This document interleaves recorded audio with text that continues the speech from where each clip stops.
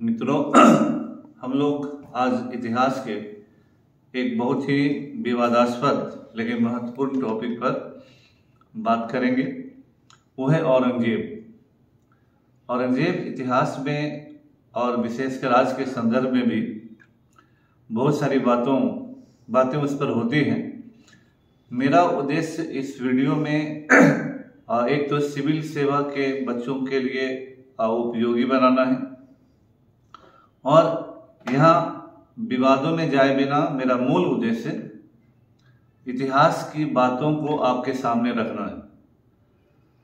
मूल्यांकन, उस पर क्रिया प्रतिक्रिया हर लोगों के सोच और विचार के साथ होती है, लेकिन मेरा उद्देश्य यही है कि जो इतिहास में बातें हैं व्हाट्सएप पर नहीं और जिन लोगों ने कुछ पढ़ा नहीं है उनके लिए नहीं, मतलब उनके लिए जानने के लिए, लेकिन व्हाट्सएप यूनिवर्सिटी से बाहर जो बौद्धिक स्तर पर बातें होती हैं, जहां तर्क प्रमाण इन सब चीजों का महत्व होता है, उस दृष्टिकोण से बात करना।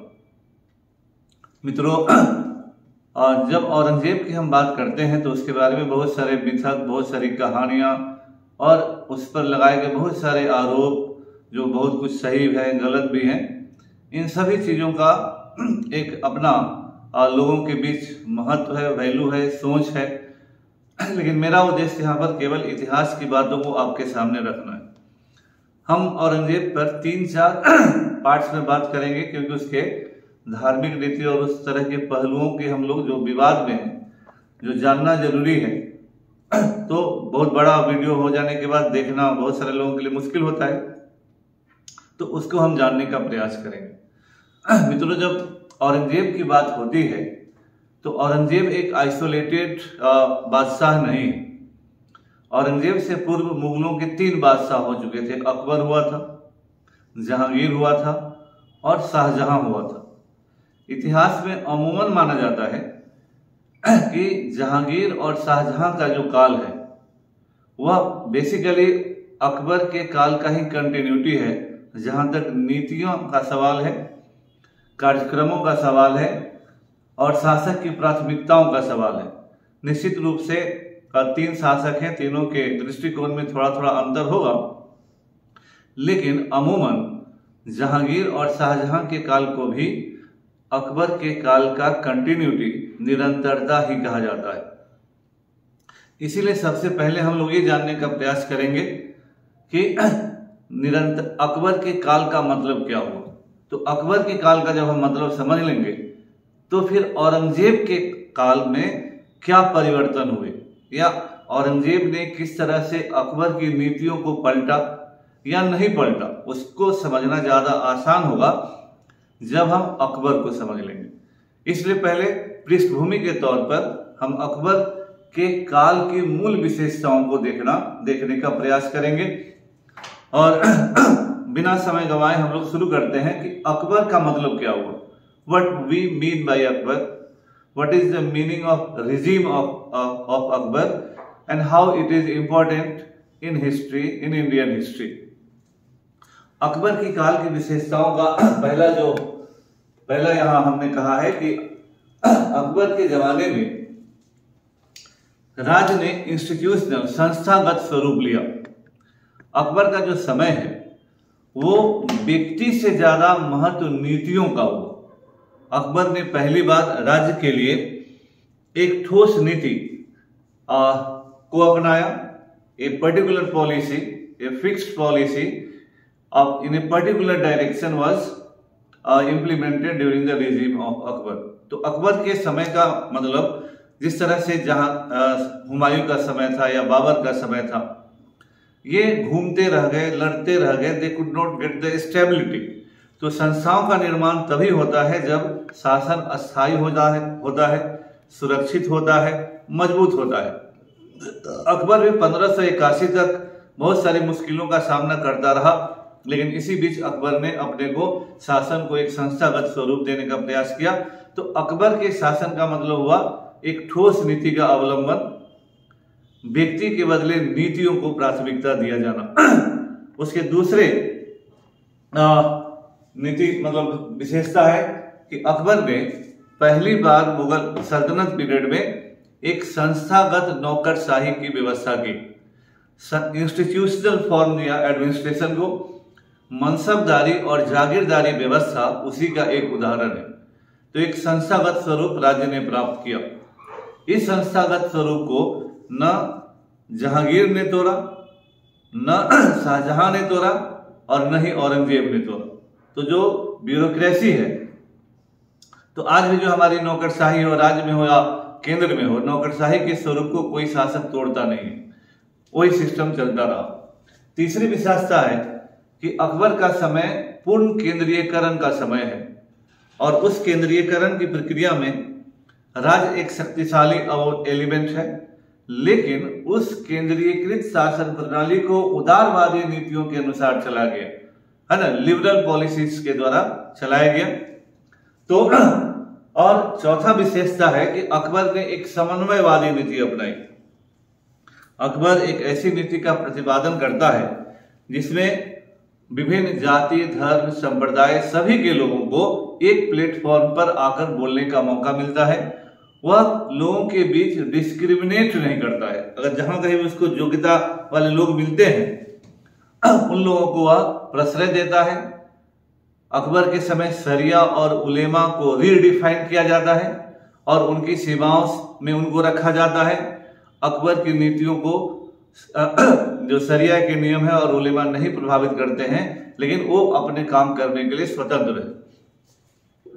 अकबर के काल की पांचवी विशेषता है कि अकबर को राजपूतों का भरपूर समर्थन मिला। यही स्थिति शाहजहां की भी रही, जहांगीर की भी रही, शाहजहां की रही और औरंगजेब की भी। समय याद रखिएगा 1679 1679 तक औरंगजेब को भी राजपूतों का भरपूर समर्थन मिला। और अकबर के जमाने का एक और विशेषता हुआ कि राज्य का बहुआयामी मल्टी डायमेंशनल डेवलपमेंट हुआ। कला, साहित्य, जो भी स्थापत्य, चित्रकला, हर क्षेत्र में एक डायनेमिक विकास हुआ। तो अकबर के काल की मूल रूप से ये 6 विशेषताएं हैं और यही मापदंड जहांगीर के लिए भी था, यही मापदंड शाहजहां के लिए भी था और यही मापदंड औरंगजेब के सामने भी था। तो औरंगजेब जो जी रहा था वह अकबर के शैडो में, साए में जी रहा था। जब कोई भी बात होती है, कोई भी व्यक्ति जब शासन करता है, या घर में हो या बाहर हो, हमेशा अगर उसके पूर्वज बहुत ही उत्कृष्ट होते हैं तो उसकी तुलना हमेशा उसके पूर्वज से की जाती है। कोई भी जो शासक है जब जेन्योलॉजी में शासन करता है तो उसका इंडिविजुअल एनालिसिस, इंटरप्रिटेशन बहुत मुश्किल होता है, क्योंकि उसके पूर्व के जो लोग मापदंड स्थापित करते हैं, बराबर लोग उसकी तुलना करते हैं कि तुम्हारे पिता ने ये किया, तुम्हारे बाप ने, दादा ने ये किया, तुम्हारे परदादा ने ये, तूने क्या किया।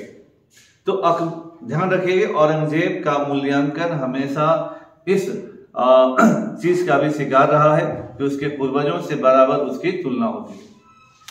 अब जब हम देखते हैं कि एक तरफ अकबर, या जो भी हमने देखा कि अकबर के जमाने में जो राज्य ने संस्थागत स्वरूप प्राप्त किया, लेकिन अकबर एक दरबार की नीति चला रहा था, अकबर एक शासक की नीति चला रहा था।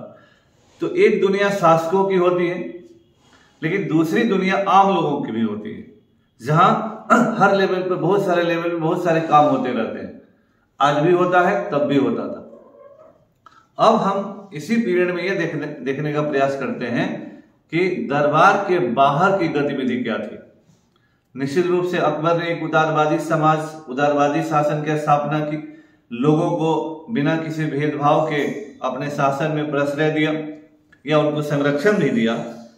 लेकिन इतिहासकार एक घटना का उदाहरण देते हैं। हल्दी घाटी का युद्ध हो रहा था। हल्दी घाटी के युद्ध में राजपूत नॉर्मली केसरिया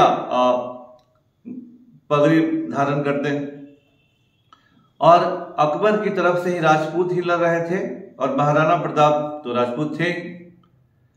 इसी में जब युद्ध हो रहा था तो अकबर एक साम्राज्यवादी शासक था, इसमें कोई संदेह नहीं है।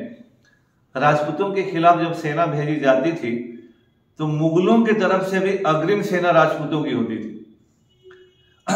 इसमें राजपूतों के लिए दो मुश्किल होता था कि जो राजपूत अकबर की तरफ से लड़ रहे थे उनको अपनी वीरता दिखलानी पड़ती थी थोड़ा बढ़ चढ़कर, कि ऐसा ना हो कि अकबर या उसके सेनापति कहे कि तुम लोगों ने राजपूतों के खिलाफ जाति के आधार पर अच्छा युद्ध नहीं लड़ा या जमकर नहीं लड़ा।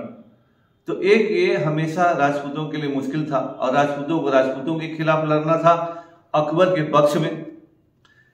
इसी समय आसफ खान से उसके एक अन्य सेना मतलब जो सेना नायक था उसने पूछा कि हुजूर, ये जो राजपूत लड़ रहे हैं, हमारी तरफ से भी जो राजपूत लड़ रहे हैं वो भी केसरिया साफा बांधे हुए हैं, जो हमारे विरुद्ध लड़ रहे हैं वो भी केसरिया साफा बांधे हुए हैं, तो हमारा राजपूत मर रहा है कि उनका राजपूत मर रहा है, ये कैसे पता चलेगा?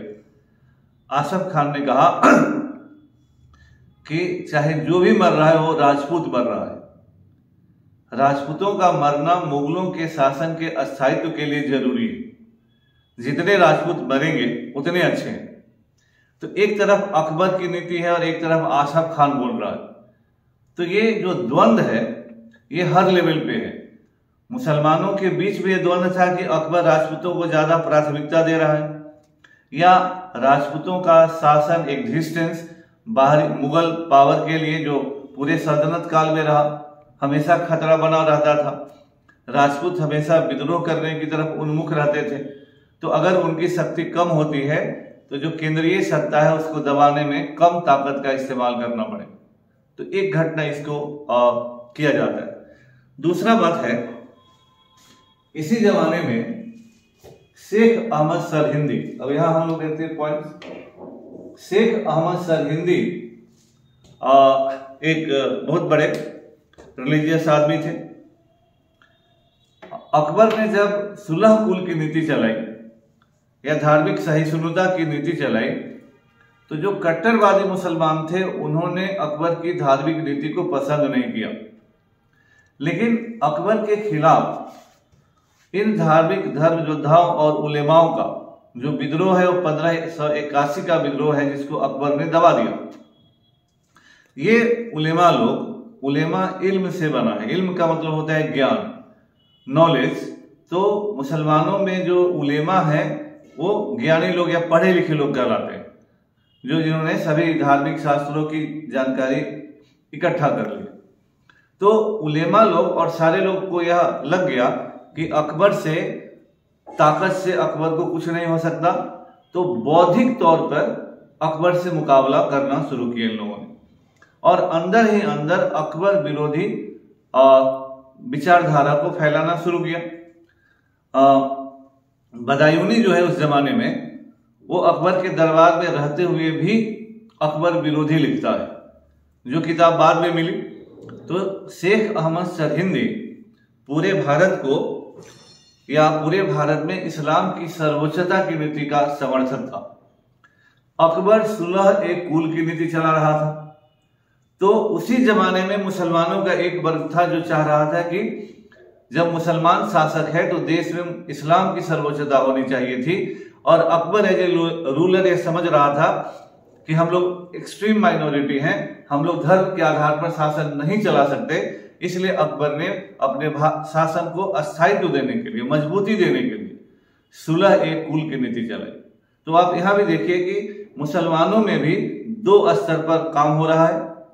एक सुलह कुल की नीति चला रहा है, तो इसके विरोध में सरहिंदी और उसका ग्रुप भारत में इस्लाम की सर्वोच्चता की बात चला रहा है। दोनों का टकराव है।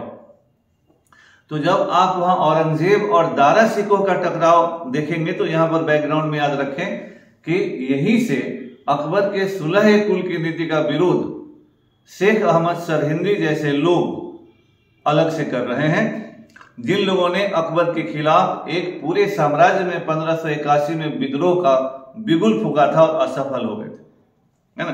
तो एक चीज आपको ध्यान में रखना है आगे चलकर। इसी तरह जहांगीर जब शासक हुआ तो उसने 12 नियम घोषित किए थे, लेकिन उसमें एक नियम में उसने कहा था कि वो उलेमाओं से बातचीत करके शासन को चलाएगा। अकबर की नीति में थोड़ा सा फर्क आया कि जब उलेमाओं को भी प्राथमिकता देने की बात उसने की, लेकिन ऐसा नहीं कि जहांगीर ने उलेमाओं को दरबार में बैठा लिया।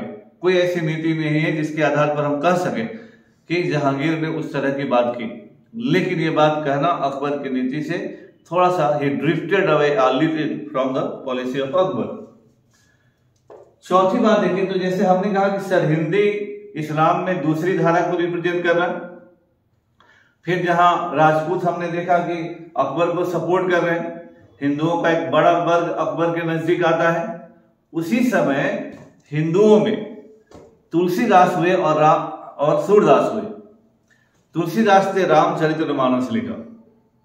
इसी समय अकबर के जमाने में ही रामचरितमानस लिखा जाता है। सूरदास ने भी कृष्ण पर आधारित बहुत सारी किताबें लिखी। रामचरितमानस का लिखा जाना और कृष्ण की कथाओं को लिखा जाना ये हिंदू रिवाइवलिस्ट मूवमेंट है। तो हिंदू धर्म भी अपने को एसर्ट कर रहा था और अपने आदर्शों को खोज रहा था। ये अकबर का जमाना है कि रामचरितमानस धीरे धीरे घर घर फैला और राम जी की लोकप्रियता उतने ऊंचे स्तर पर जाती है। इसमें पुनः मैं विवाद में नहीं जाना चाहता, नहीं तो रामचरितमानस चूंकि अकबर के जमाने में लिखा गया है तो रामचरितमानस के अनुसार राम जी का जो वैभव है, व्यक्तित्व है, उस समय से लोकप्रिय ज्यादा होता है। और धीरे तो यह हिंदू धर्म में भी जिस तरह से सरहिंदी एक इस्लामिक कट्टरवाद का रिप्रेजेंटेशन कर रहा है, उस तरह से हिंदू धर्म में भी आम लोगों के स्तर पर तुलसीदास और सूरदास एक रिवाइवलिस्ट मूवमेंट को रिप्रेजेंट कर रहे हैं। इसी समय सिख आंदोलन भी आक्रामक होता है धीरे धीरे जब जहांगीर का जमाना आता है और गुरु अर्जुन देव जहांगीर के विद्रोही बेटा खुसरो को आशीर्वाद देते हैं। जहांगीर का यह कहना लेजिटिमेट था कि राज्य के विद्रोही को आपने किस तरह से आशीर्वाद दिया। जैसे आज भी अगर कोई हमारे भारत राष्ट्र के साथ विद्रोह कर रहा है और उसको कोई मंत्री, विधायक या किसी स्टेट का मुख्यमंत्री या किसी धार्मिक वर्ग का कोई भी व्यक्ति संरक्षण देगा, पैसा देगा, तो हम तुरंत उस पर एक्शन लेते हैं। आज कैसे कश्मीर में हम लोग एक्शन लेते हैं कि पैसा कश्मीर में रहने वाले व्यक्ति को क्यों बाहर से आया। तो गुरु अर्जुन देव ने राजकुमार खुसरो जिसने जहांगीर के खिलाफ विद्रोह किया, अब वो भलबनसाहत में दिए थे, इसमें कोई दो राय नहीं है, लेकिन राज्य के नियमों के खिलाफ था वो कि एक विद्रोही राजकुमार को आप पैसे से भी मदद करें और आशीर्वाद भी दें, है ना। इसको राज्य अपने तरफ से निश्चित रूप से अगेंस्ट आपके लेगा और वही हुआ था। बाद में उसका धार्मिक रंग हो गया। तो ये सारे माहौल पैरेलल चल रहे थे। जब अकबर का शासन आगे बढ़ता है तो ये सब चलता रहा। अब हम आते हैं जहांगीर के एक और स्टेटमेंट पर। जहांगीर उन 12 नियमों में एक बार कहता है कि जहांगीर का स्टेटमेंट है कि हमने अपने पिता द्वारा चलाए गए दीने इलाही के चिराग को आगे बढ़ाया है। हमने अपने पिता के जन्म दिवस पर पशु वध की मनाही कर दी है।